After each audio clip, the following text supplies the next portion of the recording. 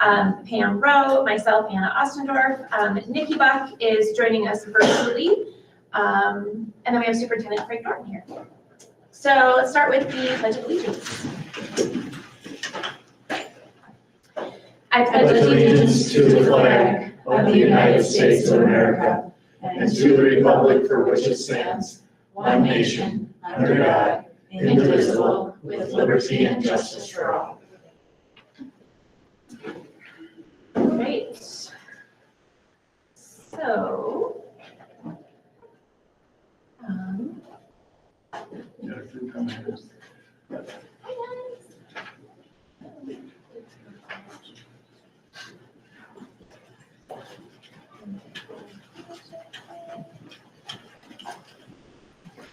Good afternoon, everybody.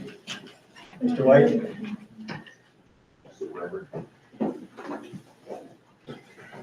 Hello. all right. So, first up, we have our follow-up on the 22 general election and special election. So we'll let Ms. Robertson talk about that, and then we'll to the rest of you guys. All right, great. Well, no news to anybody probably, but the referendum did pass, and we had a voter turnout in our ISD 256 of about almost 61%. So that was the state, excuse me, and ours was 68.5. So we did have better than the statewide average for a midterm. So I was pretty pleased about that. And as you know, the referendum passed by about 1,000 votes, a little bit over, and that's similar to the total for the full 1650 4 years ago. The spread was about 1,000 votes. So I think it went pretty well, and I don't really have a whole lot more to answer. It's been canvassed, and we'll have work to do as we move forward. And thank you all for the various staff and board members who attended public sessions. I figure at my last count, we met with over 500 people taking our message to them, just the facts. So we feel pretty good about that. Thank you, Ann, for all of your work on that. Yeah, I'll say thank you to Ann and Martina. I remember I was too. A couple of them did a nice job of presenting. Mm-hmm. Yeah. It was a group effort, teamwork. So thank you. Next up, we have our Native American Program Showcase. So, Mr. White, I'll let you take over.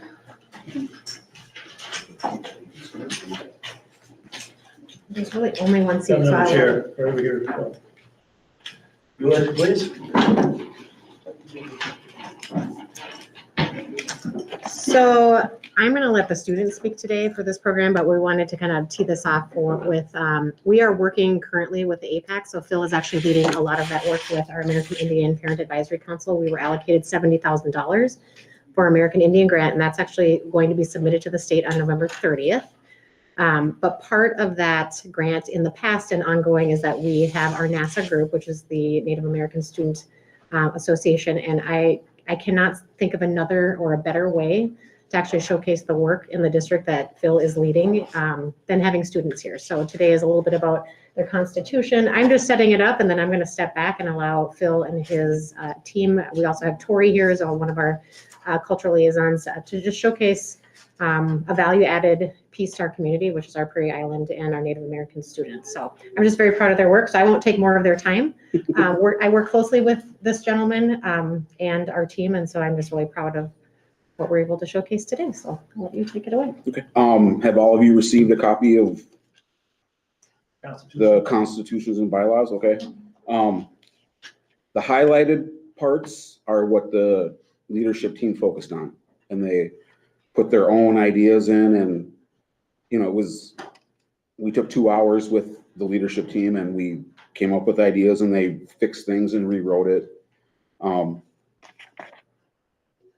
And they're hoping to make sure that this is just like a student council that doesn't go away.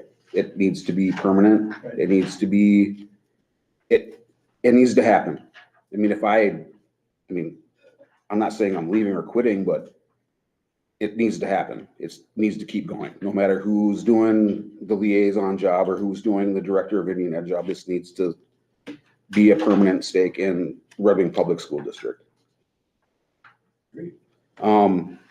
We also have the Nassau president and the vice president of Nassau here, Tennessee Taylor Western Boy, and Dwayne Taylor. You guys want to introduce yourselves and just kind of tell them what your roles are in the Nassau group? Okay, do you want me to do? Yep. Hamitaki, Kennedy, Makia, Haga, hello, my friends and relatives. I'm Kennedy Taylor, and I'm the president of NASA. Hi there, I'm Dwayne Taylor. I am the Vice President of NASA here today. Welcome. Do you guys have anything you want to add to what, I mean, I know why you're here. I You're guess here because you're the future. And then there's other kids too that you look out for. we're here to show that we care for this legacy to carry on because it's very important to us. Because this is the first school district I've ever been in that they recognize us Native American students, and it means a lot. And so I think it needs to carry on. There should never be a stop to it, no matter how many percentage they are Dakota, or if they grow up the way like us, then they should be able to join us. Like no matter what, doesn't matter who you are, what you are, you can join us. Could I ask a question about continuing this on? Is this something that we vote on to say this is part of Red Wing Public Schools from here on out? Yes. And can we make that Yes, that's happen? what I want to have happen, is it to be permanent. Okay. Just like, your normal student body group stuff that you have going on. Student council. I just make that. It's great what you're doing here. We met you at the Veterans Program. Both of you spoke there too. Did a Mhm. wonderful job there with the drum corps and the dancers. Mr. White and I talked about it last Friday a little bit again, but, yeah, I think if we don't have this on today's agenda at the regular meeting, we should make sure we add it today so we can get that. Today's just a workshop where we talk Yep. about things. The next meeting at 6 o'clock or anytime at 6 o'clock, we make decisions. So I agree with you. We want to make it permanent where the kids continue to grow with it. And, you know, it's just a start here, but you're getting the Yeah, foundation. it is just the start, but this is something that the Nassau group has expressed to me, is that they don't want this to go away. No. I mean, a lot of these students have younger siblings in elementary in Twin Bluff, and they want this to continue for them also. I mean, last week we took a group of kids down to Twin Bluff from the Nassau team, and they talked about the Nassau group. They read books, they taught some Dakota language. I mean, those are the things that I would like to continue and have a part of the Nassau group and part of this. We agree. Yep, absolutely. Thank you for all your hard work. I read through this, looks very good. Yeah. Dwayne would like to say something too. So a part of this NASA group, we're hoping to at least keep here at the high school. It'd be nice to keep at least, it would be nice at least when my sister and my cousins and everything could at least keep this building on. I mean, I'm just a senior. I'm like the only senior part of this, and I don't want to see this go. I like this. I mean, we finally been able to actually work on this and build on this right now, at least with being able to do Veterans Day, just like what you said. And then we were able to talk to the kids over at the middle school, helping encourage them with this. And then next week, hopefully we're talking about going to Yep, next week we're going to the elementary school next week. elementary schools. We're hoping to talk to at least, I mean, my little sister goes over there too and all that, but at least we can help build it up upon. And then in a couple years, at least if it does stay and if it's permanent, it would help out, at least build upon on that. So thank you. Sounds great. I just wanted to say thank you to the two of you for your leadership. On Thursday for the Veterans Day program, I turned to my husband, and honestly, the addition of the drums and the dancing and the education that you provided to the whole community that was there that day, I felt like we needed that all along. Like, where has this been? And I'm so thrilled that we can incorporate the culture and the breadth and the depth and the education for our community, because I think it's needed everywhere in every corner of Red Wing. And so thank you to the two of you for stepping up and leading this group. And I agree with you. I think I don't ever want to see this go either. And it'll be up to the two of you to keep that the excitement and the energy going and passing that along, because I think what you've started is amazing, so thank you. Thank you. You know, with a part of that, we're hoping to add at least a little bit of our culture here, at least at the high school. We're hoping to at least open up to everyone, at least instead of being just enclosed and everything like that, only having stuff down on the reservation, only having activities down there. We're hoping to do stuff at least here at the high school too, at least would be nice. So, you know. Hugely impactful. Thank you. Anything else? I think I'm good. Are you good? I think I'm good too. All right, thanks, guys. So thank you again for hearing us. Thank you. Thank you. Thank you, everybody. So what else is there? Okay, the Martino? Yeah, come on.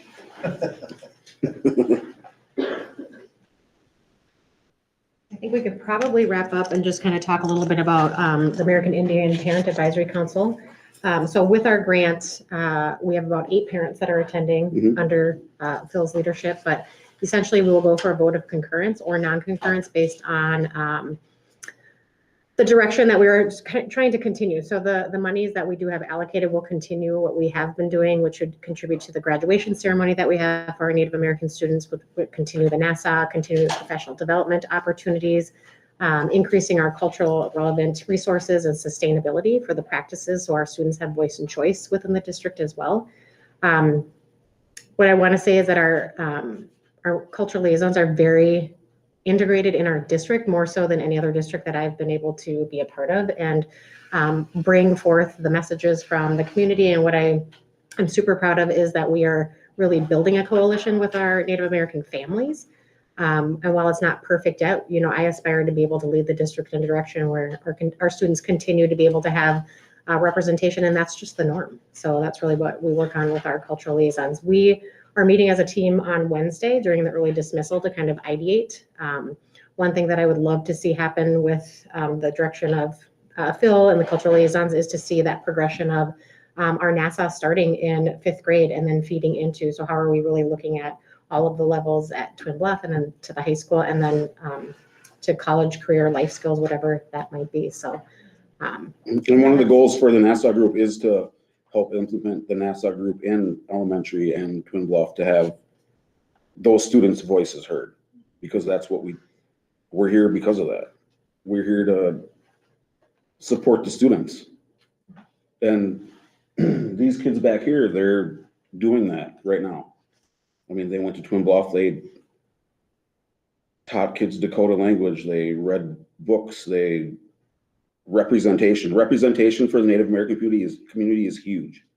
I mean, when they can see someone who looks like them and believes in the same culture as them, that just takes hold on them, and that's huge. And I'm a huge believer in that. Also, from the teaching and learning perspective, we'll have an opportunity to look at how all of our student groups are doing. But one of the goals is also to start looking at our social studies standard from a Native American perspective, with multiple perspectives of how our history has been evolving. And the other thing that I think is happening nicely in the district is we have passion leaders, our teachers, and support staff who are advocating for these pieces as well. So we're getting a committee together. Our teaching and learning team met this morning to talk a little bit about how do we look at our standards a little bit more purposefully, and hopefully it all braids together. So when we get to meet in the future to look at our world's best workforce, we'll see how social studies impacts our literacy. And so ensuring that not only is it encompassing our community of students, but that we're just being really purposeful about selecting the standards and braiding them through our math and literacy, our science, and so on. So. And that's what the APAC is for too. I mean, if there's anything with curriculum or anything like that should be brought to the APAC committee. I mean, they should have input on social studies, math, any of it. If it comes in, that's what they're here for. They're here to advise. They're an advisory committee. Questions from the group? How can we answer Well, anything? one more thing. I'm actually working on trying to get another grant. So hopefully we can get a teepee and a drum at every school in the district. So that's another thing that I'm trying to work on, and hopefully it goes through. I was just gonna say, thank you a lot for making this happen. It's been a lot of hard work, I know, but I know it's passionate, and I know that it's authentic, and I know that this is gonna be fantastic for Red Wing in the future. And Martina, thank you for really collaborating and working through this and using all of your knowledge from outside of wherever you've been to bring it to help Phil push this forward. And if there's anything that moving forward, as I exit this position, I would love to be able to help. So thank you. I'm just really proud of you guys, all of you. Well, I'm proud of the students. I mean, Yeah, when's the last time you guys saw a student group in the board meeting? never, no, I'm kidding. We have. Not this many. Yeah. It's great to see. Yeah, It's it's really fun to just, see. it's fantastic. Do you have any I don't other have- students? Does that would like anybody to want to speak? speak at all? Any other student? Please. No?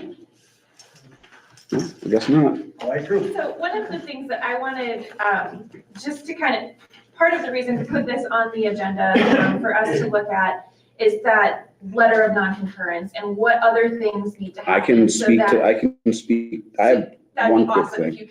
you could. As of now, I cannot see the APAC group voting concurrent this year. Okay. Based on, there's no director of Indian Ed. Okay. Red Wing has one of the highest number of Native students in the state. Where's the director of Indian Ed position? And it shouldn't be coming from AI funds. It should be district funds. Mhm. And the same with the position I do. That should not come from all AI funds. It shouldn't.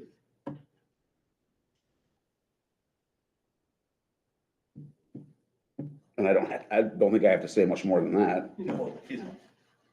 Was there anything else from that non-concurrence that you think that we need to be working on? Or It's just making sure those positions are filled and they continue. And until then, I don't see any vote of concurrent for a while. Because if Red Wing doesn't have a stake in it, then they're gonna vote non-concurrent. I think that's extremely clear. I'm just gonna be blunt, No, sorry. I tremendously appreciate that, and I'm in full support. I can't vote here. This is not a voting meeting. Well, it's not a voting, it's just me voicing my opinion. No, but I'm in complete support. Thank you. Nothing wrong being blunt. I don't think I recall hearing that part of the non-compliance, non-concurrence. It wasn't on the last one, but this year it will come up. Okay, that's. And Nikki did bring it up. She's brought up the director of Yeah, Indian Ed but before. I'm just thinking the last and the funding. non-concurrence we got wasn't part of it. That wasn't. That wasn't, but this year it will be part of it. Okay.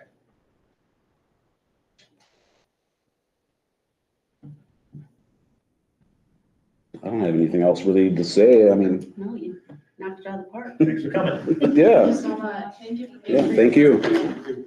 Thanks everybody for coming. You're welcome to stay.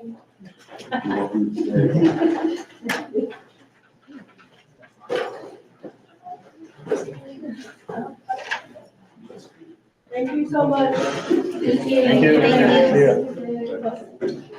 Have a good night. Thank you, you too.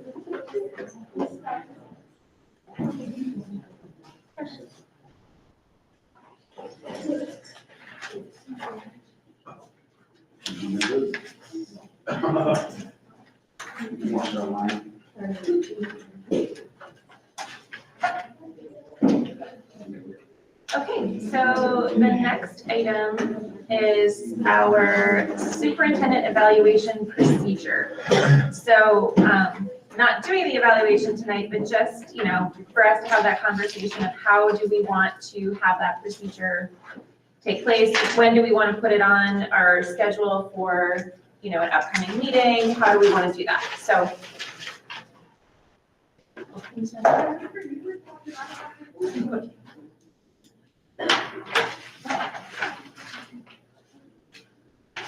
So we have it tentatively scheduled for December 19th, which of course is coming right up.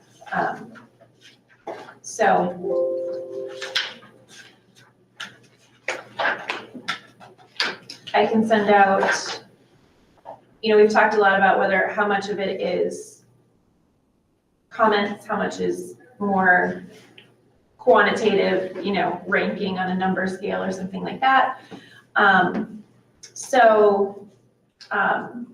can send out like a Google form or something with like the different goals, and then you can fill in your responses, and then we put them all together, but whatever you guys would like to do.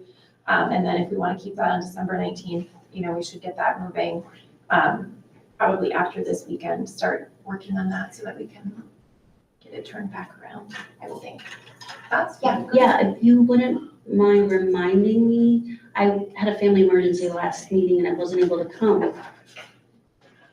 Where are we at with the form that Superintendent Norton, interim Superintendent Norton had given us and moving? Am I the only one who doesn't know what's going on, or is that kind of the consensus? We don't know what's going on with it. Because I'm super confused and I only missed one meeting. So is there some more work that needs to be done on it? Keep going. Oh, before we say December 19th, unless I'm speaking out of turn and I'm just the clueless one. Do you want to go ahead? Yeah, I just, the timing of things, we're at a point where decisions need to be made for the upcoming year. If we want to keep Mr. Norton here, we're probably going to have to think about, in the future, we're going to have to think about getting a new contract going or whatever sooner rather than later, because I would suspect if Mr. Norton doesn't know where he's at here, he would be entertaining ideas of possibly looking at other districts as they come available. In January, that's when this starts going. And there's some superintendents that are retiring in the area and different things. And so if our goal, I think we need to do the evaluation probably before doing it, but at the same time, I think we really need to evaluate if we need to make that decision here within the next 60 to 90 days. I can't speak for Mr. Norton, but if I was in his position, I'd be looking at my options if I don't know where my future is. So I'll leave it at that. Mr. Bryant? Thank you. Thanks for leading that in there, Mr. Derricks. As you know, I was early on saying, let's just get this wrapped up, let's get Mr. Norton on board. I've switched a little bit. I think what Pam had brought up at a meeting about by not opening up the search, we don't know what else is out there as to an opportunity. So fairness to Mr. Norton, fairness to the school district, the community who just overwhelmingly renewed a referendum for 7 more years till 2030. The fact that our superintendent left us 40 some days before the end of his contract for that year. The state of, I shouldn't say the state, in the area, in the state of Minnesota, I know of superintendent searches, interviews took place in 2022 for Faribault, Brainerd, Bemidji, and St. Anthony, or St. Francis. So I think we need to quit dilly-dallying around here as to what we're gonna do and start the process, get it out there advertising. Mr. Norton certainly is, I'm not saying Mr. Norton would be the one, but I think we owe it to the community to see what's out there besides an interim that we do. I'm not comfortable going 18 more months and then finding out that he is or is not the person. So I'm willing to, at the next meeting, I think we should start the process, and that way you have interviews by, I'm just throwing months out here. I'm not positive how long it takes, February, March, February, have interviews, have somebody on board, whether it be Mr. Norton or somebody else, in March of 2023. Starting in July 1st, but have somebody picked and negotiate and start July 1st of 2023. So that's where I'm at, and if there's anything different, I will not support. So. Ms. Rupp? I feel like we're getting a little bit tripped up. Like, I feel like we're saying we have to evaluate you before we can figure out what we want to do about the superintendent search. And regardless of the superintendent search, we need to give you feedback on how your first 5 or 6 months are going. Are we liking your performance? Are there some great things going on? We owe this gentleman right here some feedback, regardless of what we choose to do for the superintendent evaluation. We can use that data or that feedback that we've given him as a pro or con for his application, I suppose, if we want to. But this still needs to happen, and I think we owe it to him to do it sooner rather than later.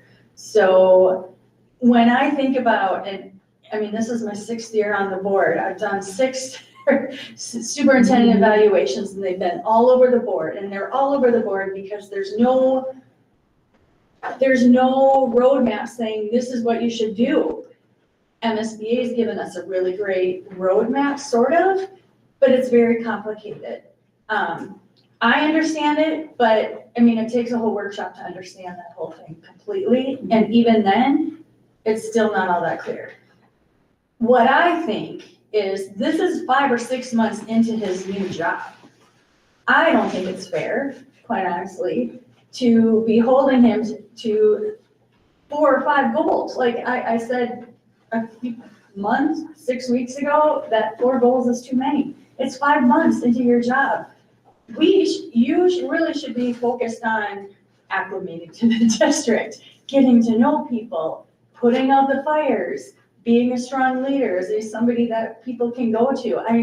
I feel like we're asking too much too soon for 5 or 6 months into the thing. And I know you've done a tremendous amount of work and beautiful goals, and you've done so much work, but I feel like it's such a big thing.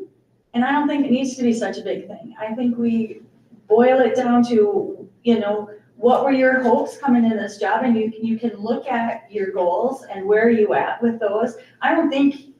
If this was a full year evaluation, like what we do once a year with our superintendents, and we do all the numbers and the data, and, we do that once a year for a superintendent who's been around for, not a half a year. We've never done a full evaluation at a half a year mark. We've been let's touch base, let's check in. How are things going? What do you need? What are your goals? How can we help you to be successful there? But I just feel like this is I think we're getting way too far down into the details of this and making it way too complicated. I honestly think that we owe you some feedback, we owe you some kudos, but I also don't think the evaluation should hinder or help.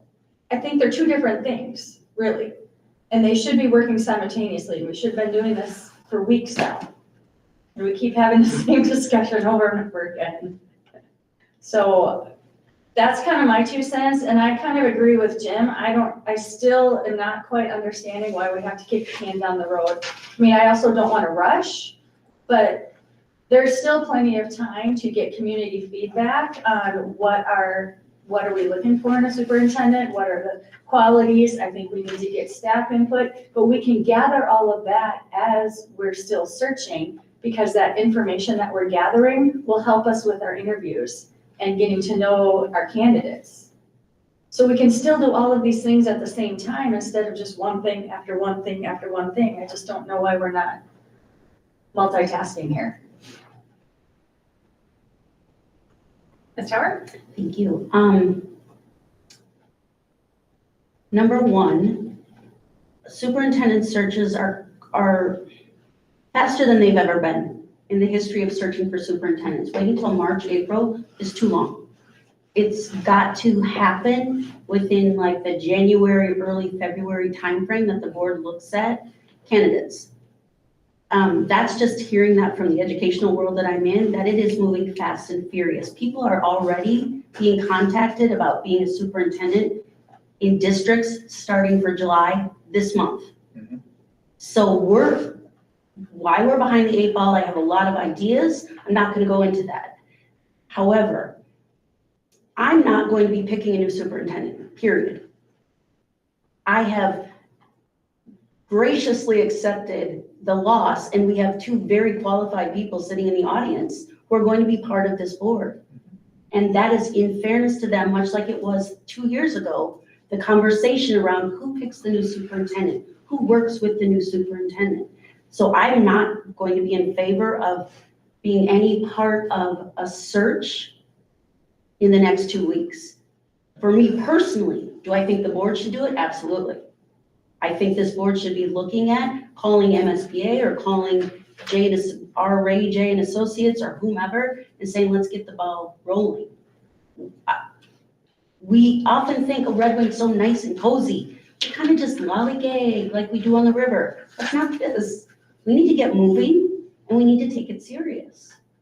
And why we haven't, it's unfortunate, but here we are talking about the same thing we were talking about in September. And it's really disappointing. I'm not blaming anybody. I'm just saying somehow we got caught in the weeds. But I know moving forward that 3 of us were very adamant at the last moving forward of superintendent when we had 3 new members coming onto the board, that the new members should very much be part of searching for a superintendent, being part of that process. And I want to honor that for the new members, 2 new members coming on in June. So I'm fine with giving interim superintendent Norton a evaluation. I'm fine with doing anecdotal. I'm fine with however that plays out. But moving forward, this has to take precedence.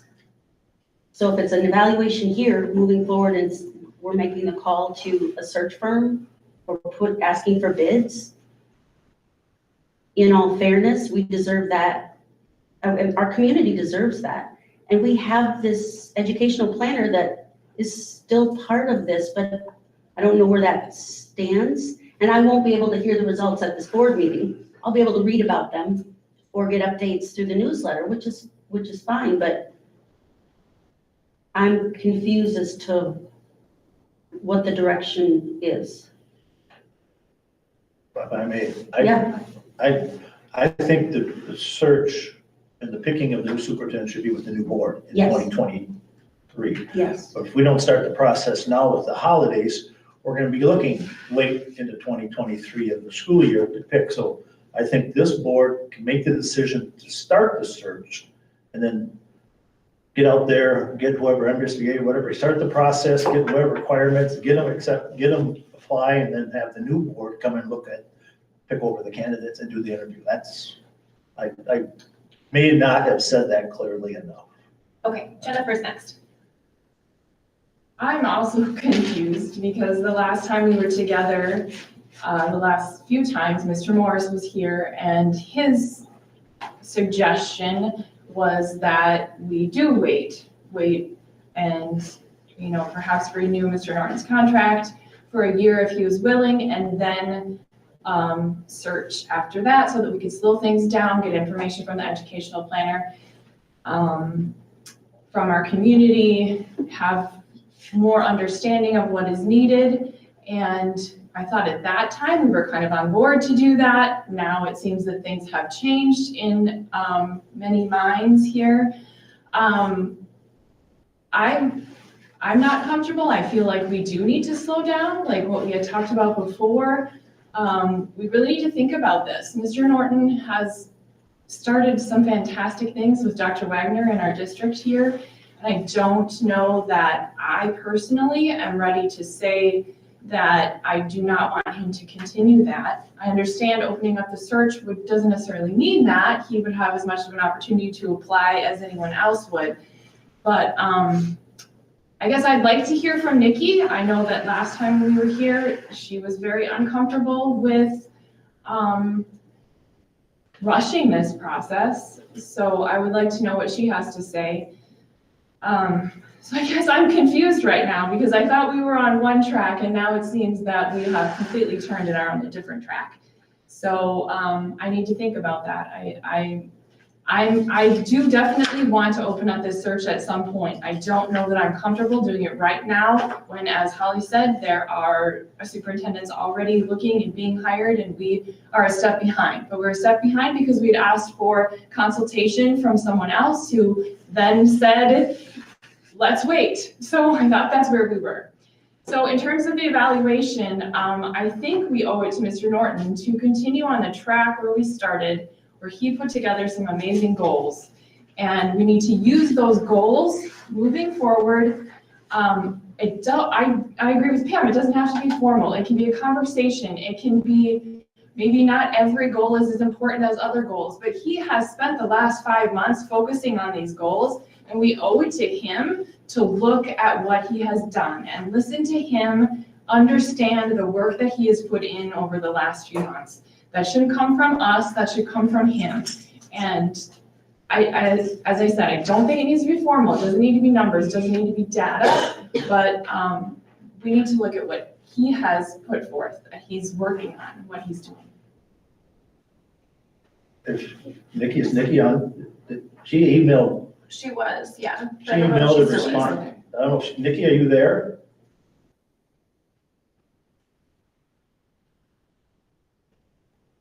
She might be on her way up here. She emailed me, asked me to read this, if I may. Sure. In the event that I will not be in person for the attendance, I want to voice my opinion on the fact that we should be opening up the superintendent search sooner than later. Thank you, Nikki Buck. So, like Pam said, there's really two issues. And the issue that we first have on the agenda is the evaluation process. So I think the goals are great. They are there. There are a lot of them, and it's only 4 or 5 months. No, we're not going to see like massive movement on all of these different things, but I think, there might be something, one of those goals might be something that resonates more with me and that I've noticed more. Another goal might be something that you've noticed more. So I think at this point, to try to like winnow it down, it's just, let's do those goals that we already have. And, if any of us don't have anything that we feel the need to share about those, then that's okay too. So what I will do is just do like a Google form, send that out. So it has the goal that you have written and then just a little comment box. And each of us can respond or not on any of those given things. And then we can put that together and do that on the 19th. And then I think, it's those of us who have worked with Mr. Norton for the last few months. And then, as the new board members come on, they will start a new relationship. And, we can do another evaluation closer to the end of the year, what would be our normal kind of full look back. So that is the evaluation. I will send that out. We have those goals that we talked about many months ago. I'll just put those in with spot for feedback unless anybody has a vehement disagreement with that. I think that sounds great. Okay. I will send that out next week. Doesn't have to be back in right away, but I will just get it together and sent out because if I wait, I will forget. So we'll do that. Then the issue of what we do for superintendent search, this is a workshop, so we can't really make any decisions at this meeting.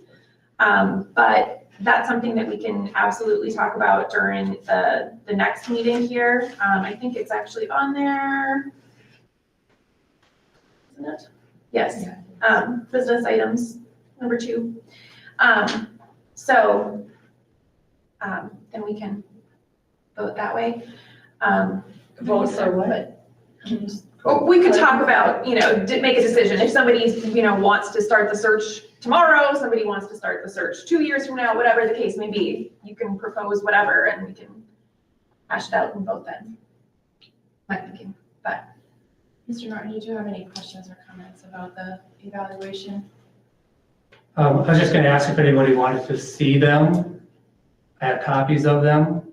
And then I think at the last meeting, and 2 meetings actually before that, it was brought up by Director Tower that there would be an opportunity basically to be able to say, what have you been doing? And do you have any artifacts? And do you have that information with you to be able to share? And we'd like to hear that from you. So that's what I've been doing, is putting that together. So I have the actual goals, and then if you remember, I connected them to standards, and I have that. If you wanted to be able to have that in advance, basically before you sent it out, I just brought copies because I thought it'd be a portion of the discussion today. Sure. That'd be great. We can do that. Then if anybody has any questions, if you wanted me to whittle it down further, one of the comments came from Jim here, was he wanted the, yeah, you're welcome. Wanted the portion of that. Goals. Too fast around. Portion of, portion, you said I brought up some portion of what? Communication. Yeah. So I added that on to the first portion that's in our school board inquiries and development, the standard 1E in the MSBA. So I added that on. So these are the three that I presented to you, and there are three substandards basically within each one, if you remember correctly.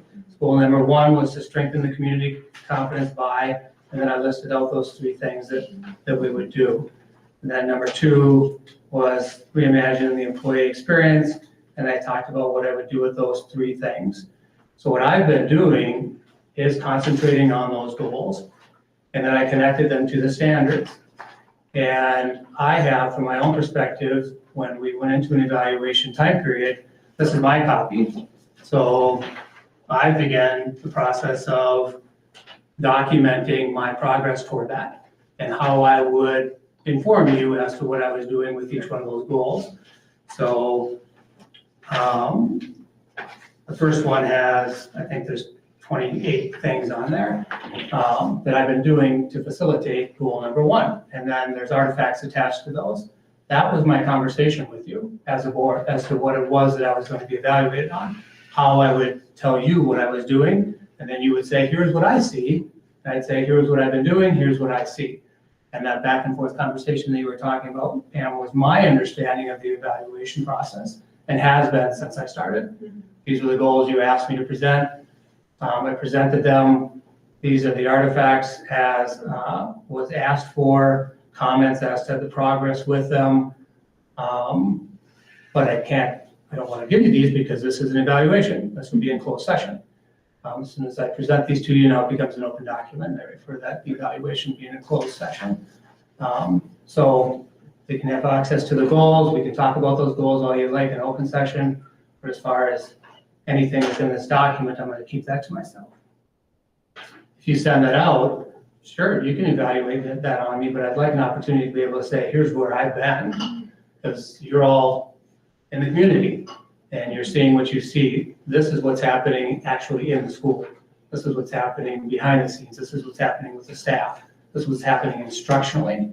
This is what's happening within the community, the PLCs that are happening in this building. In the buildings, this is the life inside the organization. So thank you for asking, that's what I'd like to have the opportunity. If we're talking still on the board agenda as far as the evaluation process is concerned and not the posting. Does that help? So at the closed meeting, you would present that information to us, or would we get that ahead of time before we do the evaluation? I could get that to you if it was going to be presented or talked about in closed session, because then I could give it to you. That's part of the closed session documents. That's your choice, open or closed. Correct. Yep. I think that sounds very clear. You And it have, feels good. yeah, if you have a copy of what I've been working on, what I proposed, what you accepted, I just want to be able to give you feedback and artifacts as to what it is that's happening within the schools. It can be open or closed. Right now, I wasn't sure if the board wanted, what the board wanted, and what past practice was. Okay. Okay, anything else about the evaluation? Okay. So like I said, I will put this in just a simple Google form so we all have all of the answers, or, everything has a spot to write their things, and it all gets just kind of aggregated together. And yeah, go from there. And then if you want to send yours out, we'll then have that conversation on the 19th. We do have it put down as the workshop, but it may be better if we want to kind of flip things around a little bit. Yep. To have that later so that the closed session portion would be the end of the meeting, I'm thinking. But we do have an update from Dr. Wagner on discipline equity scheduled for that workshop. And probably World's Best Workforce, maybe December 19th? No, not yet. December 5th would be better. Oh, okay, Submission to the state is December 15th. okay. I have a lovely document for all of you to review. Perfect. In your Okay. ledger, and then I can keep the overview at 15 to 20 minutes. Perfect. Okay. Okay. So we'll move that up there. So yeah, I don't know if we have anything else that we would need to put into that workshop on the 19th, or if we wanted to, you know, move up the regular meeting to like 5:30 or something like that, so that we're not, you know, we don't have a 5-minute workshop and then a 55-minute recess while we wait for the meeting at 6. We could do a little rearranging with that, I'm not but we can sure talk we about can- that in the meeting. Unless we call a special meeting, I think we determined earlier in the year that our regular meeting starts at 6. We may want to move the workshop at 5:30. Could do that. Yes. And then make that later. start this regular meeting at 6, stay in that time frame. You can start Sure. later, but I don't know if you can truly start earlier once you determine. I think since it hasn't been posted yet, we could, but I'm not 100% Yeah, I'm not sure. sure. But if people I are think- used to it, it's, Yeah. yeah. I can't remember if we said earlier on in the year that all our meetings would be at 6 or not. I don't remember. But yeah, that's a good idea to have the workshop be at 5:30. And then we'll do evaluation as a closed session at the end on the 19th. Okay. Okay. So we've got 13 minutes. Do we want to talk about that superintendent search? We can't, of course, you know, make decisions about that, but have more conversation around that right now. Anything else that people want to share? I mean, I think if we're going to look for a new superintendent or, you know, open the search this year, we do need to make the decision that we're going to start that. But I think a lot of the decisions about who we hire, because those are with, you know, 2 incoming board members, I feel kind of like it's a rock and a hard place, that like if we don't start working on things now, it's going to be too late, but yet they should really be making the, you know, more involved in those decisions for that to happen once they're We're not gonna On the be job interviewing anybody before. No, but I'm just January saying, 3rd. like, even the process, right? That like, do they feel like we should be opening it up or not at this point, or waiting And another I year? 100% agree with that, but if every board waited till Right. the new board took over, nobody would ever get anything done. Right, The city yeah. council hasn't stopped making decisions because there's new people coming on in 6 weeks, or the Senate doesn't stop making decisions because people are gonna be sworn in. I mean, we have to keep moving forward. I mean, I think this whole idea that we have to wait, we are elected to make decisions. We are elected to come forward and represent our communities, and to say that we have to wait for new board members, and no disrespect for either of you, because I think, I will value your opinions as we move forward, but it's up to this board right now to make a decision. And so, Mr. Morris, I loved what he said, but it was a recommendation, or it was a suggestion, not necessarily a recommendation, because I heard I heard that it's up to us. That was the takeaway.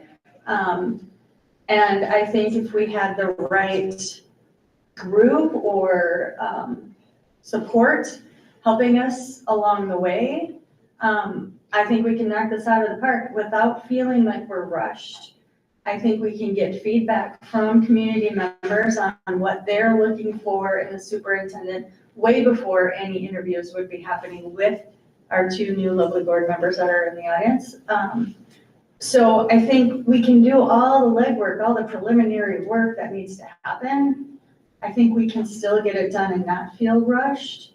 And that way, Mr. Norton will also know where he's headed. And I would love to hear from him at some point, either publicly or not, where his head is at if we don't find somebody by June 30th. Because then we're gonna be between a rock and a hard place again. And I just don't, I think our community needs us to move and not keep, what are we going to accomplish by drawing it out a whole nother year? What are we gonna learn that we don't already know? Hear. Mr. Davis. I don't want to get real involved in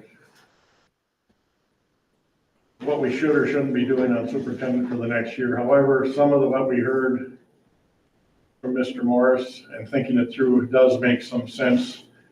And it's not so much what we're looking at now, but what we have coming up is we have an educational planner that's working on stuff, and maybe coming up with ideas on the direction our district should be going. And if we were to, I'm just putting this out here, I'm not gonna say we're good, bad, or whether, what to do, but just put this thought in your head. If we have an education or planner that I assume is going to come up with ideas that probably are what the community is thinking and where we should be going in the future. If we get that happening next year, but we hire a superintendent for 3 years, before that plan comes out, maybe that's not the right person to be doing. Maybe that 3-year superintendent isn't really in line with the goals that we're trying to be doing, that we don't know what we may be seeing come here. So I am leaning towards the idea that it maybe does make some sense to see if we can get Mr. Norton's contract to be a 1-year contract plus the current time, bring him up to the pay that he should be getting as comparable to other Big 9 schools, because I think we're under that. And focus on these goals and put that decision on the superintendent off for a year, because then our new board members can acclimate themselves to where they want to go long-term on the superintendent. And I don't know if Mr. Morton's receptive to that, but to me, that seems to be the most sensible approach at this time. I'm just thinking this through, and I know I also have a hard time trying to make a decision that affects the future board. So I guess I'm thinking I'd rather have them make that decision in January, but I have not talked with them or anything else. It just is my kind of thoughts that we could have, if we go for the superintendent search, come up with a superintendent. Normally the new superintendent's going to be 3 years. We're going to agree to that. And maybe there's some, if we knew what our education or planner is, there'd be certain characteristics we'd be looking in that person when we advertise it. So I'm rattling on. That's enough. Well, I get what you're saying, but now you're already talking about negotiating a contract for somebody that we haven't hired yet. We don't know if it's going to be 3 years, 2 years. We still need a superintendent, somebody to lead the district, regardless of what the educational planner is going to come up with. They're not going to say you don't need a superintendent. And hopefully by the time we do interviews in February and March, one of the things that I'm hoping we get more clarity on is where that educational planner is at. I haven't heard an update on where that's at, what's going on, what they're working on. And so as a board member, I'd kind of like to know where that's at. And we should be getting regular updates on that as well, so that we can be making decisions and multitasking all along here. I just feel like we're just compartmentalizing so much. We have to do this before we can do this, before we can do this. And I don't think that's the case.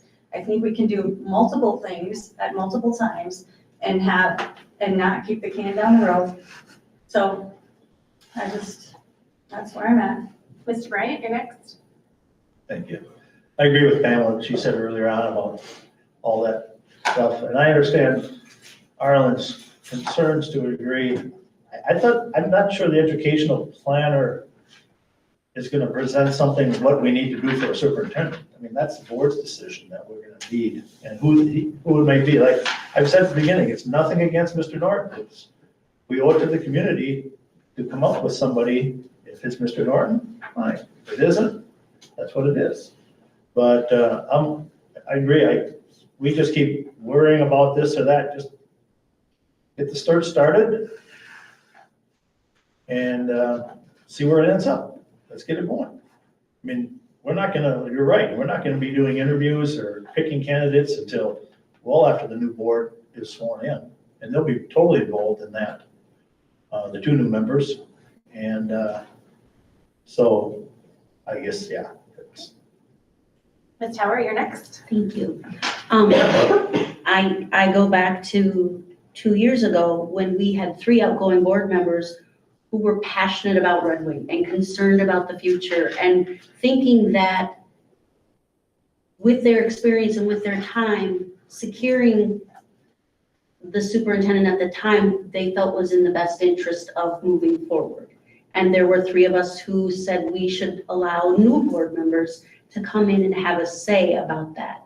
And I am all for flexibility and changing minds, but Arlen, you were one of those people who said we should allow the new board to be part of picking the new superintendent.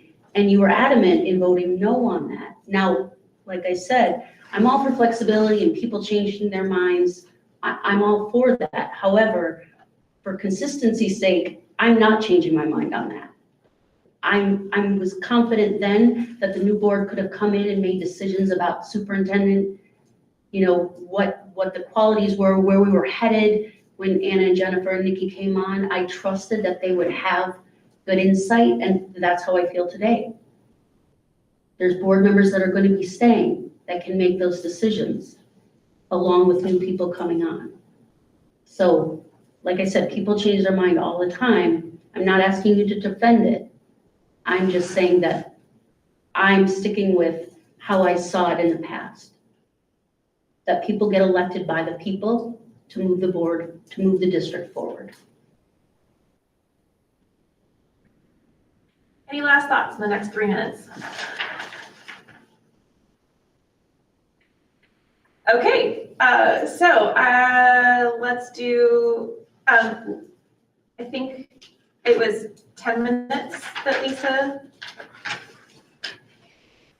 5 minutes. Lisa let me know that it's helpful if we have at least a 5-minute recess between meetings so that she can do her end of like closing down one meeting, starting up the next, and all of the recording stuff. We'll do at least a 5-minute recess, so maybe like 6:05. With that, I'm looking for a motion to adjourn and have a little. So moved. All right. Second. All right, so we have a motion by Mr. Bryant, second by Ms. Tower. Was that the right second? To adjourn, all those in favor say aye. Aye. All those opposed, nay.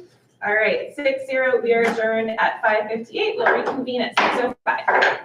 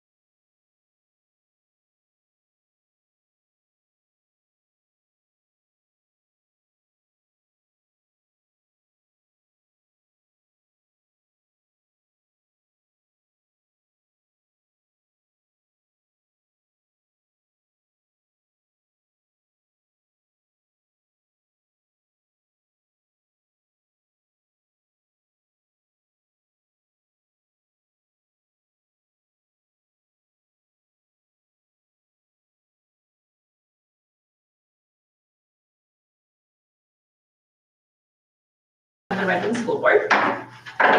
We have board members Holly Tauber, Jim Bryant, Arlen Dirks, Jennifer Tift, and Pam Rowe, and myself, Anna Ostendorf here, as well as Superintendent Frank Norton. Nikki Buck is joining us virtually, but because it was a last minute, is not able to vote tonight, but we still have her watching. So first up, we did our Pledge of Allegiance during the workshop, and Ms. Tift is going to read our mission statement. The mission of the Redmond Public Schools is to educate and inspire all students as they realize their full potential and become respectful, responsible, and productive citizens. Thank you. All right, next up is our meeting agenda. Does anyone have anything that they would like to add or amend on the agenda? We did talk about adding the Native American Student Association on there. I reached out to Lisa to ask, if there was language that we could use to kind of recognize them and add them as an official organization. There was, so when the Black Student Union was formed, they have an activity purpose form that was filled out and submitted to us that just went through the consent agenda. So we haven't got that yet for NASA. So I don't know if we want to just sort of come up with something tonight, or if we want to, just make sure that that gets in on the December 5th one. Why don't we add it as approval pending receipt of a form to that degree? We could do that. We kind of gave them the thought that we were going to. Right, yeah. Well, yeah, we should have shared that with them if we knew that. And I didn't know that until now. Okay, so where should we put that? Business items? Business items, yep. Okay, let's put that in as, let's put it in between 1 and 2. We'll have a 1B. We just change the numbers to 1, 2, Yes. 3, 4 if you want. Okay. So then I'm looking for a motion to approve the agenda with that amendment. So moved. Second. Okay, we have a motion made by Ms. Rowe, second by Ms. Tift. Any other discussion? All those in favor say aye. Aye. All those opposed say nay. So that carries 6-0. Okay, then we have in our packet the educational plan, which is always good to review. And then recognitions and upcoming events. Oh, yes.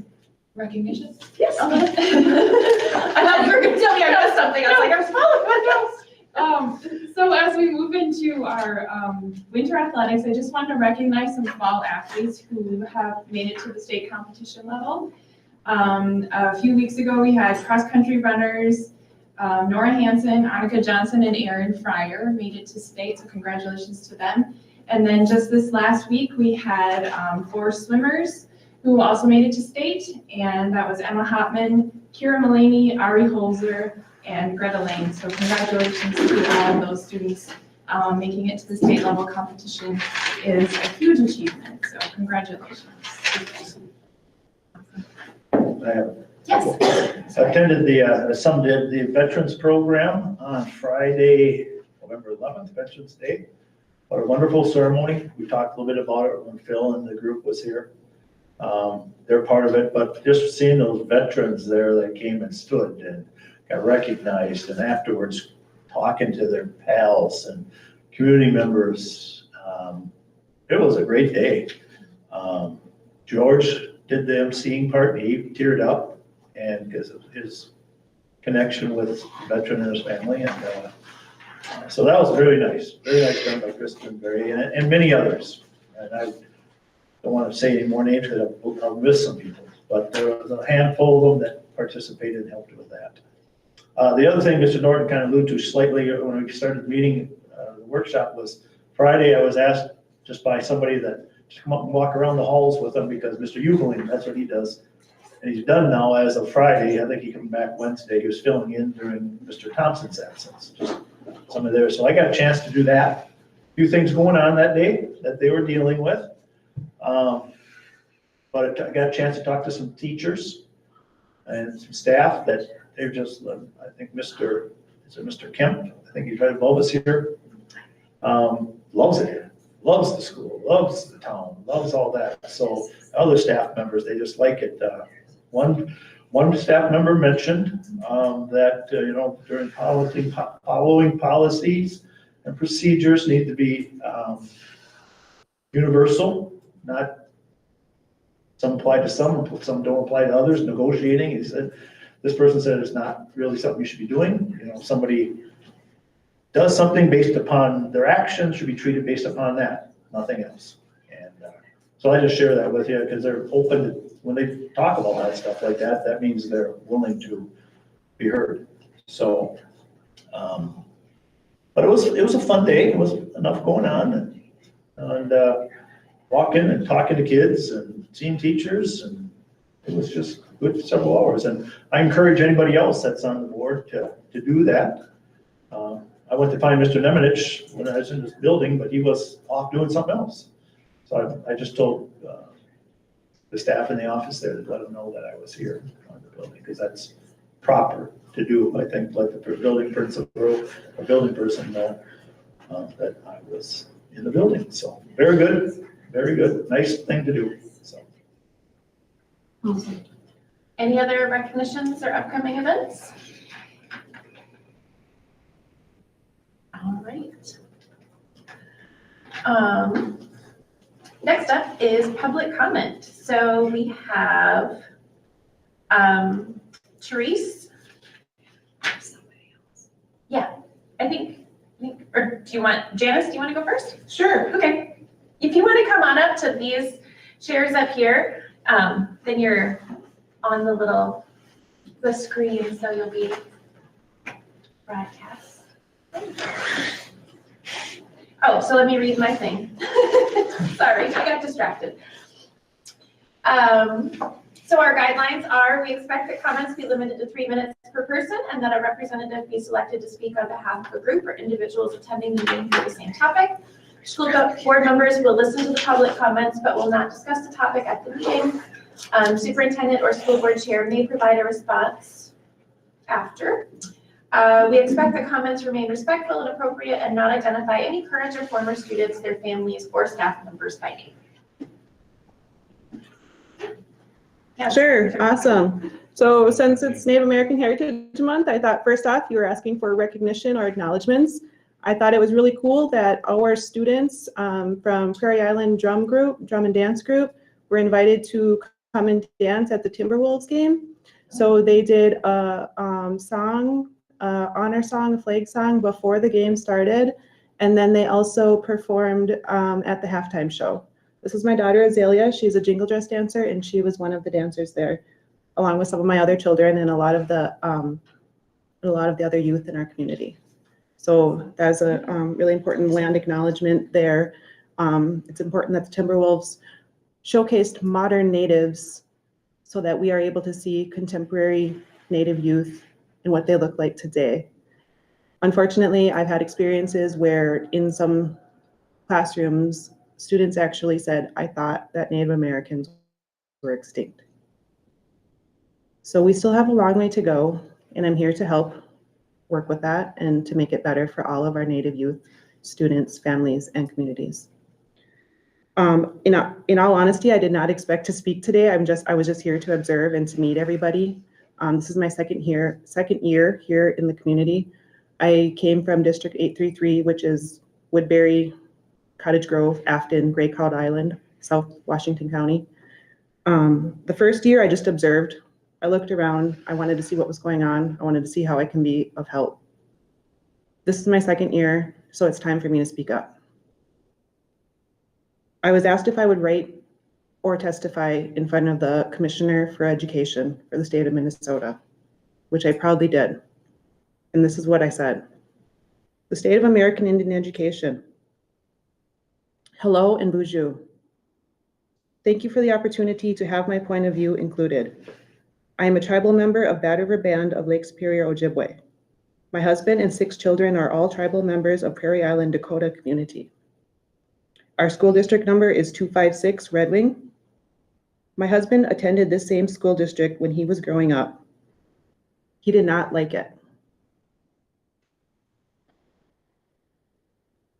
He did not like going to school in Red Wing at all. He was not able to reach academic success at Red Wing School District.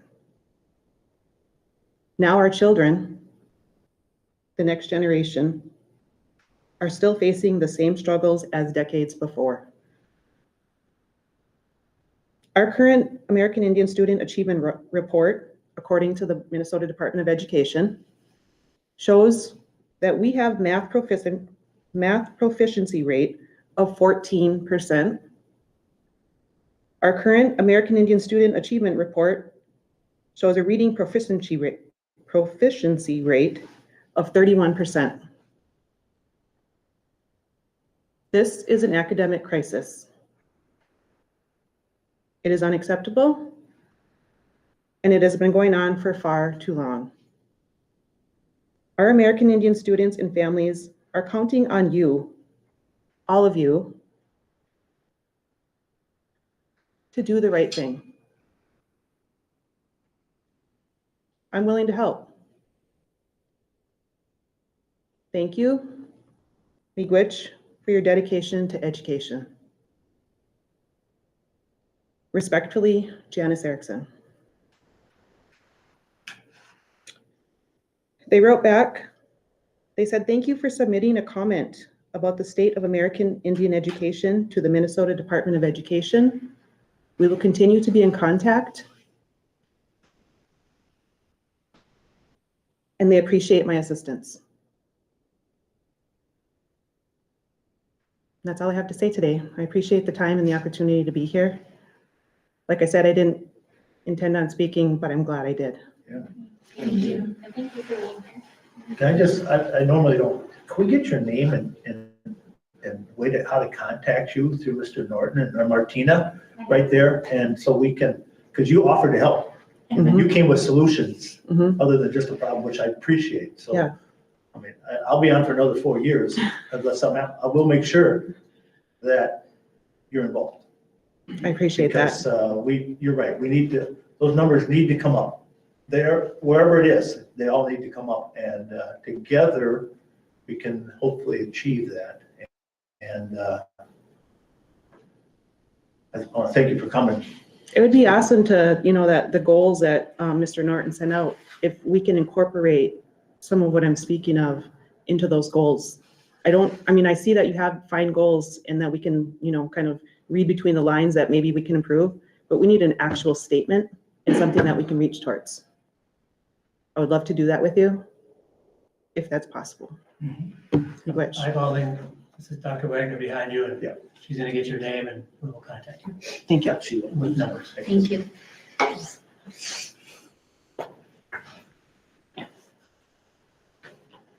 All right, and then we have Therese here.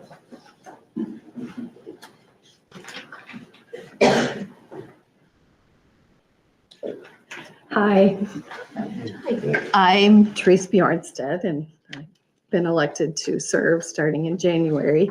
And I've been attending meetings since June and watching for a couple of years, and have been listening to the workshops and the process and the discussions about the superintendent search. And my understanding of what Craig Morris was talking about is we do have to start the process after the first of the year.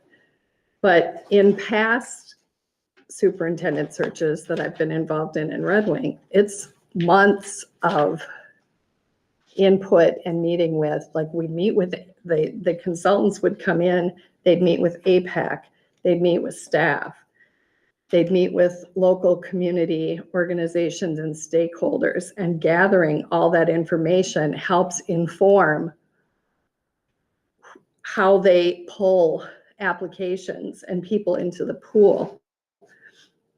And it feels like it's not, maybe we can get through all that and have someone hired by June, but I kind of got the impression from Craig Morris, who graciously came and offered some help and input. I mean, I don't think he was trying to tell us what to do, but he laid out some timelines in the documents that he gave us, gave you guys and had here for the public. And if we start now doing the background work and the information gathering and looking at what the educational planner comes up with, then we'll be ready to start doing interviews in the fall. In that people are interviewing candidates now for next year.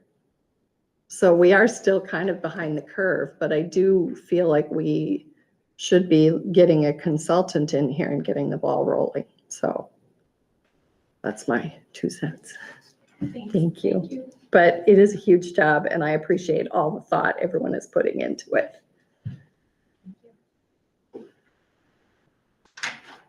All right. And I don't believe there's any other public comments. And I didn't receive any emailed public comments. Okay.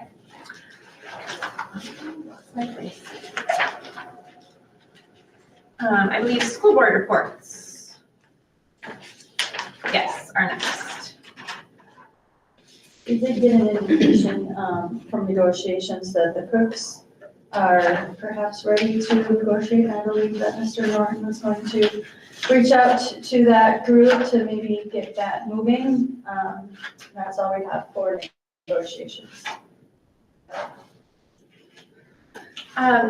Since Nikki was not able to be here in person, she sent notes from a couple of different committees that she is on. From APAC, the American Indian Parent Advisory Council, the committee members want to know why aren't we as a district teaching real Minnesota history? Why do we need permission to be truthful? In the workshop, we did talk a little bit about having APAC look at curriculum. Also wondering why Phil White can't run for school board, was told he cannot run because he's a district employee. And Phil applied for a grant for No Child Left Inside, which he mentioned during the workshop as well. We can receive up to $25,000 for TPs to be permanently at each school and drums at every school as well. And then the health and safety meeting. Joni Gorman reminded us to have employees who hurt themselves at work go to the school nurse, and they will be connected to the insurance nurse. The staff themselves need to make the call to the insurance company. The crisis management plan has to be updated every year. Waivers for food, furniture, plants, animals. There's a high volume of requests for animals inside the building, including service and therapy dogs. Naloxone training. Naloxone is an injection that takes 3 to 5 minutes to take effect. Narcan can take 5 to 20 minutes to take effect. So the district chose naloxone for its effectiveness to buy more time in case it was necessary to use.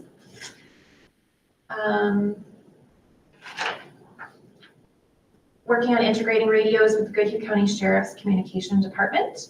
There are yak tracks available, so Alan Gaylor is the person to contact for that, so people are not slipping and falling on slippery sidewalks. Upcoming projects, the Red Wing track and tennis court, Cobble roof and parking lot, and a shared parking lot portion with Cobble we worked on. Taking down one of the greenhouse structures, start reporting COVID. Hepatitis B shot is offered to the insured and uninsured that work for the district. And they're seeking more people, including students, to join the Health and Safety Committee. Please email Shonda Jorgensen to be added to the committee. There's a concern about students using DoorDash or Grubhub, things like that during lunch, and opening doors that are supposed to be closed during the school day, which could be a potential safety issue. So those were Nikki's sense. And I can't elaborate on any of them because they're her set by, so I'm not able to clarify anything. But, all right, Ms. Howard. All right, thank you. The Community Education and Recreation Advisory Council met on Wednesday, the 16th. There was another great turnout, 6 people in attendance. Highlights from the meeting are below. Hiawatha Valley adult education programs are provided to support adult students in obtaining their GED and/or high school learning equivalency diploma, learning English as their second language, providing skills training as a pathway to employment. Adult education programming is free to all students and is funded by the state, federal, and local grants and program dollars. New classes this winter and spring: citizenship class, community translator certification, ELL manufacturing class, driver's education. Community education state report to Minnesota Department of Ed. During reporting year June 1st, 2021 and May 31st, 2022, community education recreation served 31,251 participants. During this time period, 26 separate groups used district school buildings and fields after the school day, serving 38,282 participants for 103,688 hours. Most of the facility use hours and participant count comes from youth serving organizations. In December, a subcommittee of advisory council members will review the district facility use fee structure and guidelines and make any recommended changes to the full council. These are on a review cycle of every 2 years. If you have any questions or need clarification, don't hesitate to contact the community ed director, Don Wetter, or Mr. Norton to get in touch with Don Wetter. All right, those are the notes from community ed. Thank you. And then I don't have an update for GCD, but there's a board meeting not next week, after things. What is it? December 7th. December 7th. I kept saying the 5th. It's December 7th. And there was some conversation going back about whether or not it should be at Liberty's Restaurant. And I support it not being at Liberty's Restaurant, but actually being in the facility where the OWL can capture the meeting. And then if anybody wants to participate at Liberty's afterwards for a celebration, to do that. I haven't heard yet if that's going to happen, but that was my proposed support of the public meeting, so that it's in a public space where people can attend or hear, and then afterwards if people wanted to celebrate. That has not been done in the past, so I'm grateful for the OWL. There was a teaching and learning community meeting this morning. As Dr. Wagner mentioned, I was unable to be there. But this committee has changed a little bit from previous years. It was the Curriculum Instruction and Assessment Committee previously. And community members were more involved in that. Now, for the Teaching and Learning Committee, it is district administrators and employees who are meeting to talk about putting into action the world's best workforce.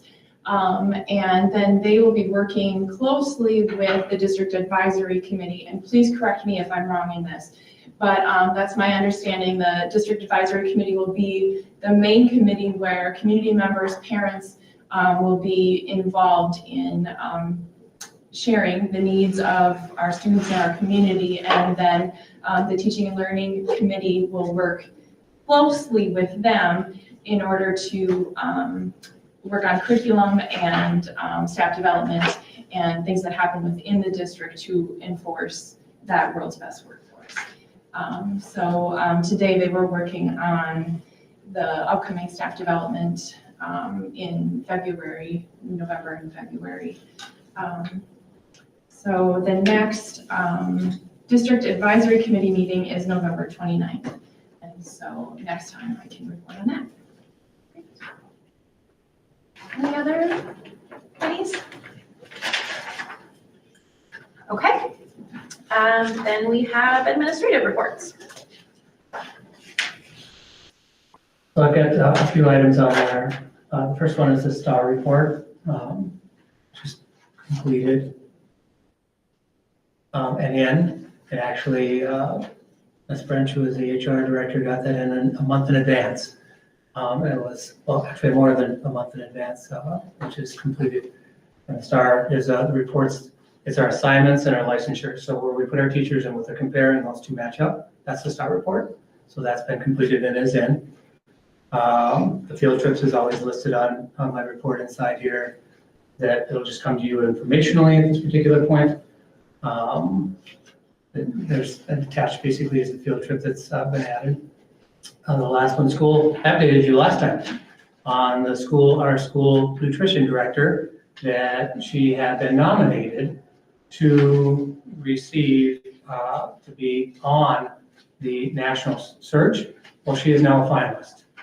So she is competing basically to be on the slate of electors, and she's competing with 8 other people throughout the nation to be on that board. So it's a very high honor basically for our district, and specifically to Jess Pina.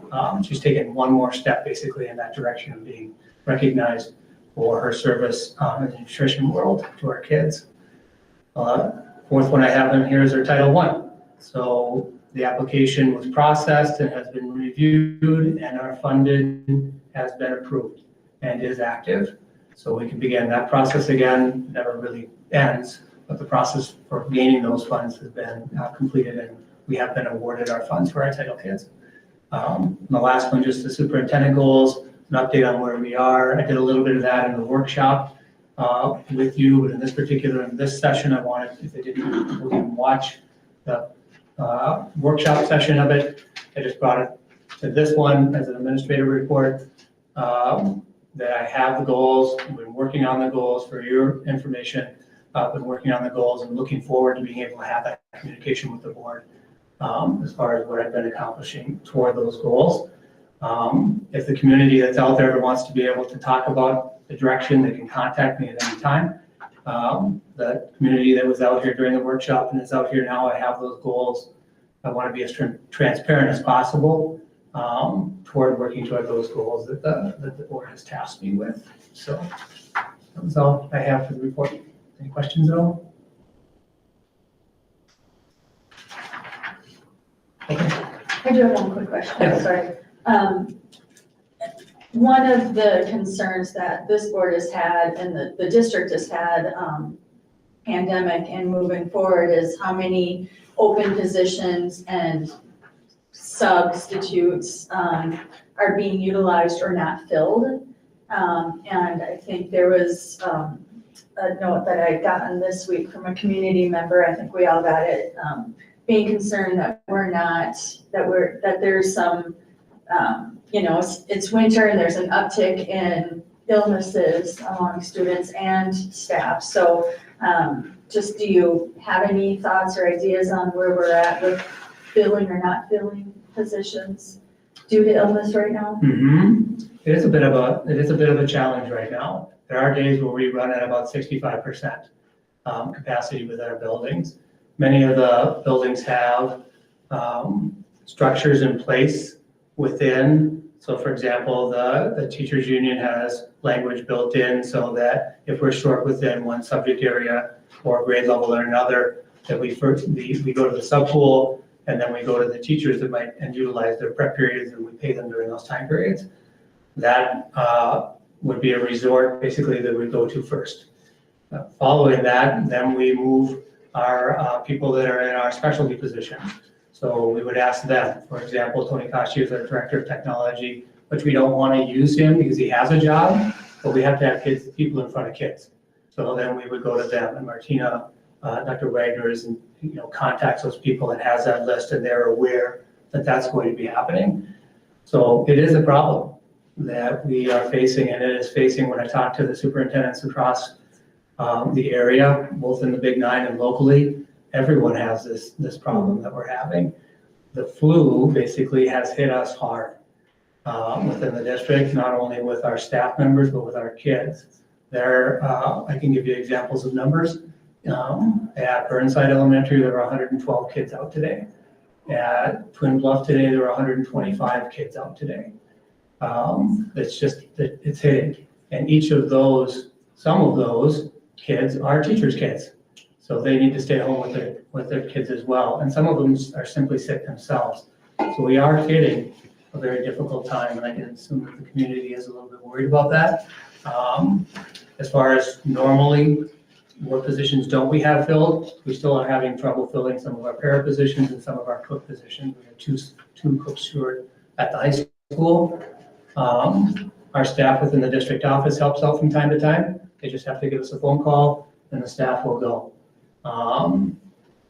If there's a shortage at the high school, we'll shift people. And I think I've told the board that before, that wherever they are, we need to have consistency in our crisis plans and our backups.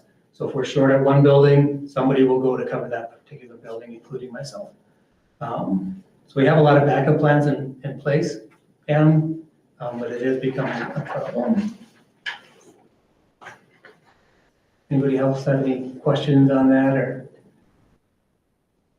We're hoping basically that once we get through Thanksgiving and we can get that 3 weeks inside there, where, over Thanksgiving, we can get through the flu. And if we return, we've always had our backup plans, and for the community's sake, backup plans that I've been instructing our principals to make sure that our teachers have our Google Classrooms up and running so that we can go distance at any time. At my last administrative meeting, I gave that direction to ensure basically that all of our staff members have their classrooms up and running.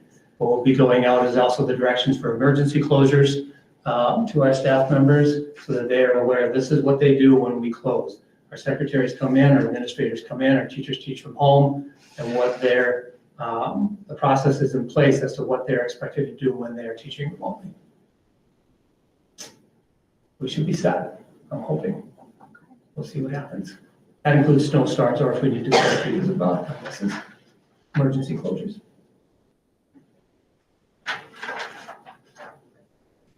That's all I have, Madam Chair. Any other comments, questions? Okay. Then we are on to the consent agenda.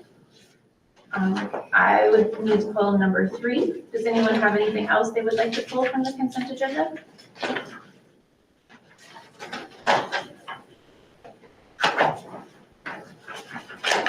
If not, I'm looking for a motion to approve the consent agenda minus item 3. So moved. I'll second it. Okay. Motion by Ms. Rose, second by Mr. Dierks to approve the consent agenda except for item number 3. Any other discussion? All those in favor say aye. Aye. All those opposed say nay. So that carries 6-0. And then item number 3, I'm on it, so I will not be voting on that. I have a question. Yes. Number 3. Not opposed to it, I'm just, Dana Simmons, new hire for the student support coordinator. Is this a new position, or is this something that we're just filling that's been open? Correct. When Mr. Thompson left his position and resigned, the student support coordinator was the last person on here as far as new hires are concerned. Bob Fagel. She was reassigned into Mr. Thompson's position, opening up that position, so it is not a new position. And is that second name correct, the first name? Should be Tim, I think. Time? Tim. So I think it should be Tim, yeah. Yeah, we'll have that switched for next time. for the approval. Just ask. Good catch, sir. Good catch. Okay. So need a motion to approve item 3. So moved. Second. So a motion made by Ms. Rose, second by Ms. Tiff to approve consent agenda item number 3, new hires and reassignments. Any other discussion? All those in favor say aye. Aye. All those opposed say nay. And I will abstain, so that carries 5-0. Okay. Then we are on to donations and grants. So we received $1,890 from the Bob Crawl, if I'm saying that correctly, Memorial Fund. Contributors were Joe Crawl, Jeffrey Doyle, Dale and Donna Manthai, Dale Beverly and Stephen Cohn, Charles and Nancy Crawl, and Gregory Stephanie. Designated purpose for Red Wing High School Band. So thank you for those donations in honor of Bob Crawl. And then we had an anonymous donation of $23 to pay off a student's lunch account. Thank you for them as well. Awesome. Make a motion to approve the resolution as presented. Okay. We We have a motion to approve the resolution by Mr. Bryant, second by Ms. Tiff. Any other discussion? Mr. Dukes? Yeah, just a comment here. I had an email this past week from somebody that indicated we might be running in a large deficit on student lunch counts of students that are unable to pay, should we be asking the public or encouraging the public to help us in this area if we can, or we got somebody here that's paying off student lunch account? I think it would be good to get the word out that the district, if we want to, is accepting donations to square up student lunch accounts or something of that nature. Does that make any sense? We're always open for donations, specifically to people who are struggling right now to be able to afford lunch. I think that in the past, over the last years, I'm sure that the board is aware that they were free for a long time, and now that they are not, it comes as a little bit of a shock to the wallet of people who aren't able to afford, specifically with inflation that's coming through. So if they're not able to meet the needs of their immediate electricity and water at home, and they used to get free lunch, and now they're expected to be able to pay that again, they're choosing to keep the lights on at home. And they're hoping that the school will understand. And we are, when we contact them, we're working with a number of different families, but it certainly never hurts to the community to wrap around those that can't afford it. And the board's understanding that that is something that we're going to struggle with. And it is a national struggle, nationally, specifically in Minnesota, it is a huge struggle. And you've probably heard recently that the legislation, or that there was a decision that we have to give them the meal that everybody else gets, which is what should happen. So we've always had that policy. It's nothing changed within our district, but other districts have had to make that change.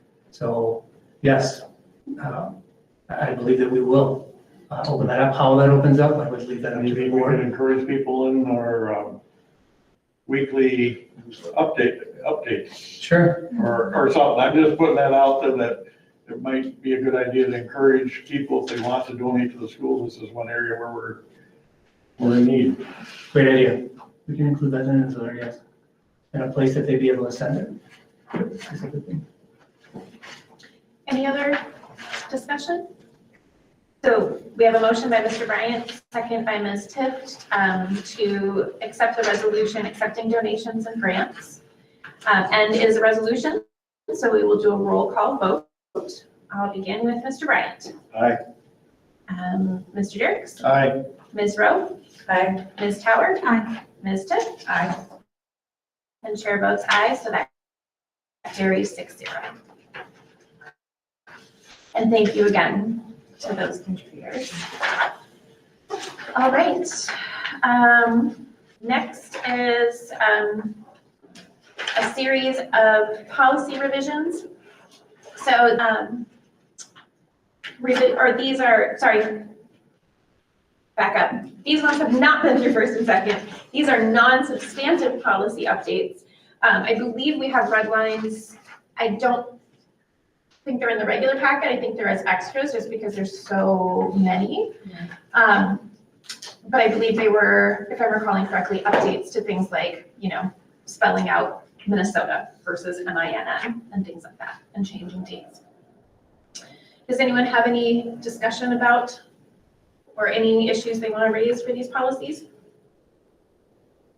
Okay. So I'm looking for a motion to approve revisions to those policies. So moved. Second.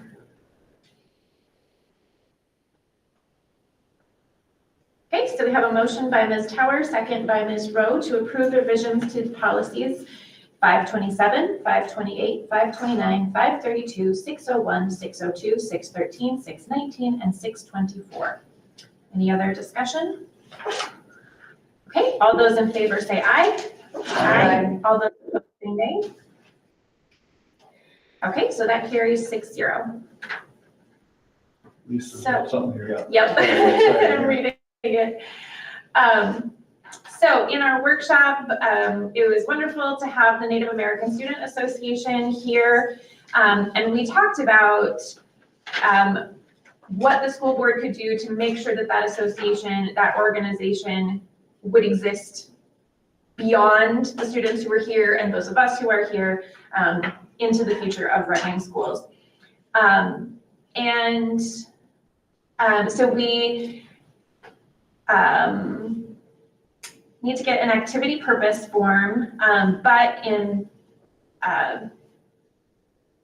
we can approve the Native American Student Association program pending submission of an activity purpose form. So we could go ahead and do that today, and then we can just make sure that we work to get that submitted after. I will make that motion to approve the NASA Native American Student Association program upon submission of an activity purpose form. Second. So we have a motion by Ms. Tift, second by Mr. Bryant, to approve the Native American Student Association program upon submission of an activity purpose form. Any other discussion? Yes. Just a clarification, we should probably reach out to Mr. White about that last couple lines there, so he knows about that, because it wasn't discussed. Right. And he and the kids were, students were, and I want to thank them for coming. Yeah, it was wonderful. Any other discussion? All those in favor say aye. Aye. All those opposed say nay. So that carries 6-0. Okay, now we are on to superintendent process. So we did talk about this a bit during the workshop, but this is our time to discuss what we want to do in terms of planning for the superintendent search process, the timeline that we want to do that. And so at this point, if anyone wanted to make a motion about what they think we should do, that's an option. Well, I'll just start the discussion if I may. In all fairness, Nikki, if you're copying, I did read your email during the workshop, so I'm not going to read it again. But in fairness, I think she should be here in person to be able to vote if we make a decision to go forward with a search instead of 6 of us deciding that tonight for a reason. So I think that is something we should put on the agenda for our December first meeting in December meeting, if we want to do that. I mean, we've been back and forth how we go and all this, and we have to do something. And I mean, I expressed my concerns, and I'll be happy to meet with Mr. Norton if he is, but it's up to him. He has. I bothered him the first few months he was here. We haven't met since, so I'll leave it up to him if he wants to get together. But in the process, I think we still owe it to him and to others to decide first meeting December if we're going to do it. And all we're doing is deciding to do a search. Doesn't mean we're not looking at hiring him, or this board's going to decide who it is. That will be all in 2023 and beyond when the new board comes in. But that's my take on it, because Nikki's, in fairness, we talked about this 2 weeks ago about having all the board members present when we talk about this part of it. So, Ms. Ron? We had Mr. Craig Morris here about a month ago giving us suggestions and a timeline, but I would be interested in hearing back from him and MSBA on what a timeline would look like if we decided on December 1st to move forward. Is it so impossible that we can't do this, or can we tweak that timeline to make it work without feeling rushed? I just feel like we need to make a very informed decision, and if we have Mr. Moore saying, yeah, I think you could do it, it might be tight, but I want to hear that from him. MSBA does this all the time, helping districts throughout the whole state of Minnesota search for superintendents.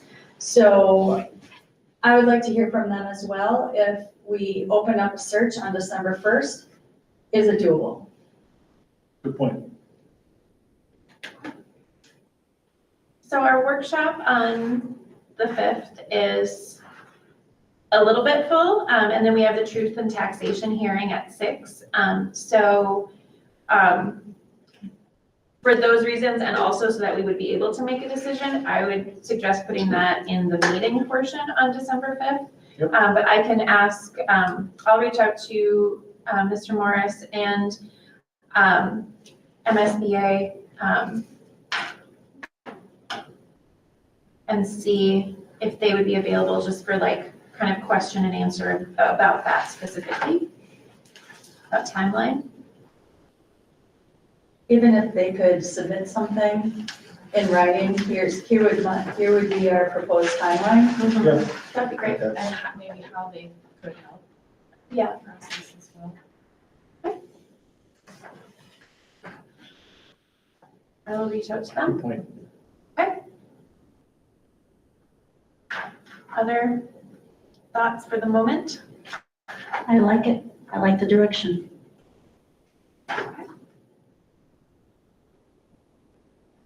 All right, next. So we will have a closed session here starting at 7.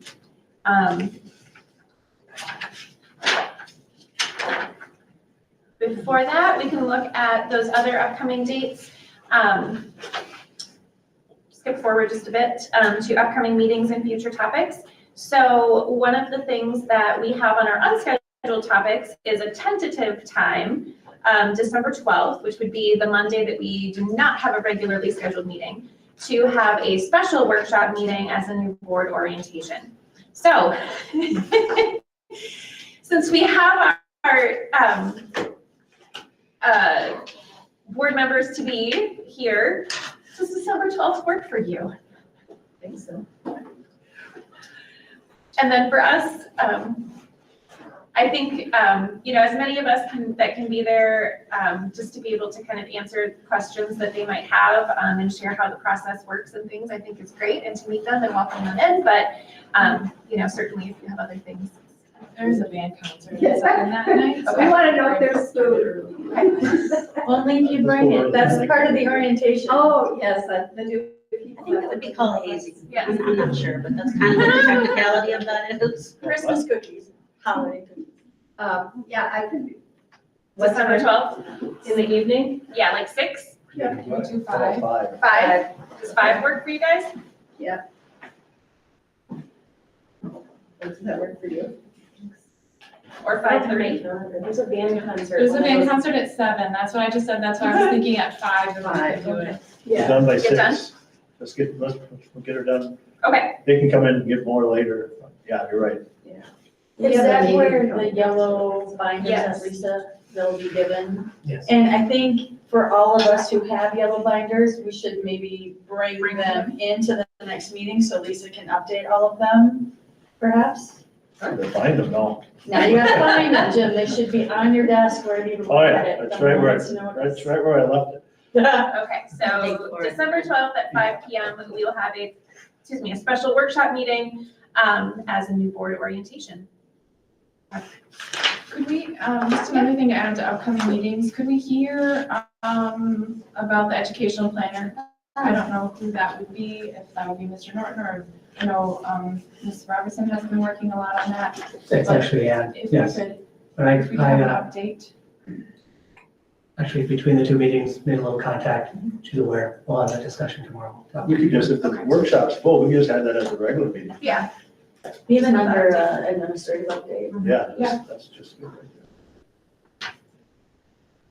All right. I think that's pretty much most of our business. Quick question too. Yes. Are we doing a workshop in the first meeting in January or just gonna write to the school, the regular board meeting? Good question. I don't have anything scheduled because that's up to, I haven't planned you, I'll be the I think we should chair just, for the first bit of the meeting and then TBD. maybe we just go to the regular, we think in the past, we just went to the regular school board meeting at 6. Skip the, Skip the workshop. workshop and just do that. Okay. Yeah. Makes sense. so no workshop on, is it January 3rd? There's Lisa. You're Yes. part, good job, Lisa. Lisa's all over it already. Oh, it would yeah. be, it would be Tuesday. Don't smile, I saw your tooth missing. Oh, does Because it it's the move? second That's It's state, a, it's a right? Tuesday. It's a It would be, Tuesday the it would be third. the third. Oh, because there's no school on Monday. It's a holiday. It's I think still it's part of It's the the holiday, holiday it's weekend. the third, then, yeah. Got it. Good thing we talked about that. I think I still have that on my calendar for Monday. Yep, I'll move that to the 3rd. Okay, so no workshop, Just get her started. The organizational meeting, organizational meeting at 6 PM or started at 5? six. I think school board meetings at 6? Okay. So the organizational meeting, 6 PM. And those will be on Tuesday, January 3rd. Okay. All right. So we are going to enter into a closed meeting, which means that we will switch out of this online meeting and go into a different one that is closed, and it will not be broadcast. And then, of course, we won't have anybody else here with us. So this is pursuant to Minnesota statute section 13D.05 subdivision 2B. I will make a motion to close the meeting. I will second that. And that is at 7 PM. We're just gonna recess. We're gonna adjourn, go back into open session and adjourn. Yes. Our attention. Yes, that's the plan. Okay, so we have a motion by Ms. Tiff, second by Ms. Rowe, to go into closed session. Do we do roll call for that? Do you remember? Is it okay? Okay. All those in favor say aye. Aye. All those opposed say nay. So that carries 6-0. So we will. I didn't vote. This. Okay. Okay, 5-0, 1 abstain. Okay, great. All right, so leave this meeting.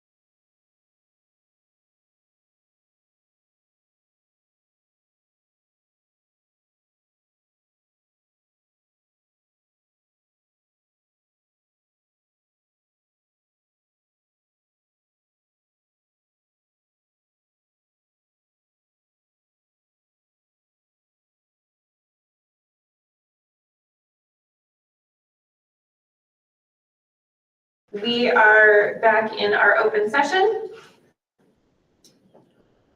Make a motion to adjourn? Sorry. So we have a motion to adjourn by Mr. Bryant, second by Ms. Rowe. All those in favor say aye. Aye. All those opposed say nay. Motion carries 5-0. We are adjourned at 8:12 p.m. And you may want to note that we only had 5 people. Holly was not here when we reconvened. Yeah. You have to do that. Who was here when we reconvened? Yeah, we'll need to do that in the minutes.